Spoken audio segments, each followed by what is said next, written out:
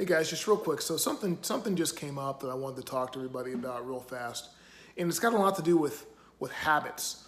How do you habitually deal with certain situations? In other words, what is the next step that happens once something occurs? And I'm going to give you something very specific. So when I got up this morning, my wife was pretty upset about some things. So of course, what I'm doing is I'm doing my best to try to comfort her and make her feel better, and to try to figure out what we can do and to make her feel better. So what a lot of people will do habitually when things are upsetting them or they're not getting along or something like that, then they will come up with things like, hey, listen, I know you feel bad. Why don't we go get a drink? I know you feel bad. Why don't we go get some food? I know you're feeling bad. Why don't we go to the movies? I know you're feeling bad. I'll tell you what, why don't we just sit on the couch? I'll make some popcorn. We'll drink some wine. We'll order a pizza in and we'll just relax. So these are habitual responses to this sort of a situation. And when you're trying to live the life of health and increase your longevity and increase your level of fitness and all these things, these habits, even though they may feel good right then, because they're a really cool way to sort of address that immediate pain and that immediate discomfort, in the long run, they do you a lot more harm than good if that is always going to be your response. So obviously there are some times where you can say, well, this is just occasional. Occasionally what I'm going to do is I'm going to sit here and I'm going to have, some wine and some popcorn, and I'm just going to sit here.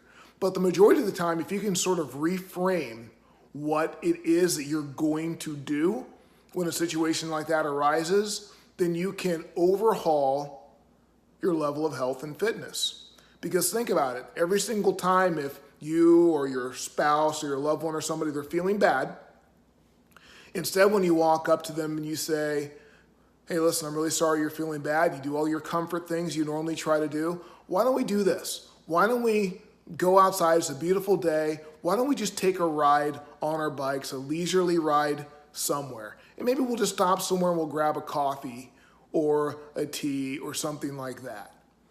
Now, here's what happens. Number one, you get up, you get moving, which, as you know, that releases endorphins in your brain, and it's going to make you feel better right away. You're out, you're breathing fresh air, you're getting some exercise, now you're active.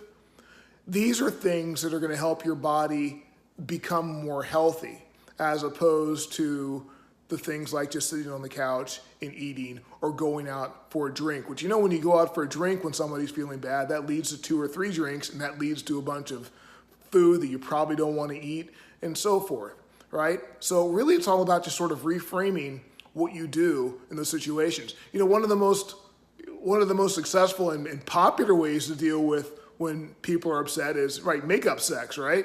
You guys have a big fight, so the next thing you do, you have some makeup sex. Well, makeup sex is great because that definitely burns calories, definitely gets the endorphins going. The negative part is if you're one of those people after the makeup sex, you're starving, so you order a bucket of chicken wings. Well, then maybe not the best idea at all. But you guys get it. So really everything is really about developing daily habits.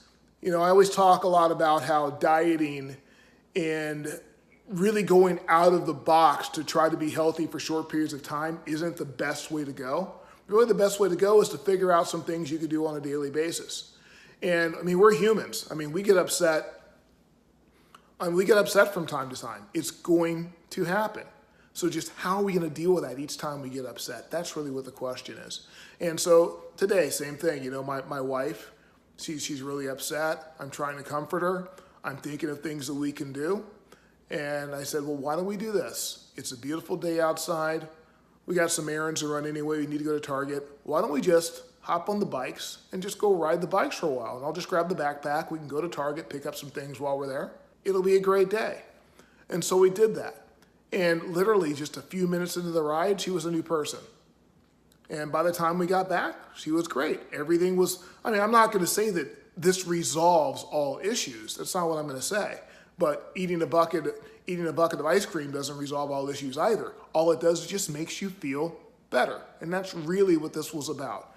It was able to allow her to feel better. And at the same time, we both got out, we were active, we got some exercise in.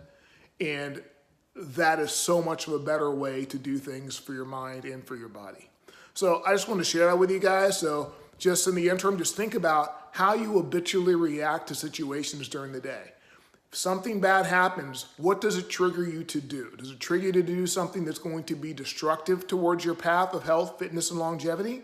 Or does it trigger you to do something that is going to be more helpful on the path to health, fitness, and longevity? Just take a hard look at that. And then when you see things that are triggering you and making you do things that are destructive, learn how to swap those out for more positive things, and it's going to make a big difference for you. All right? Well, that's what I got for today. Thanks.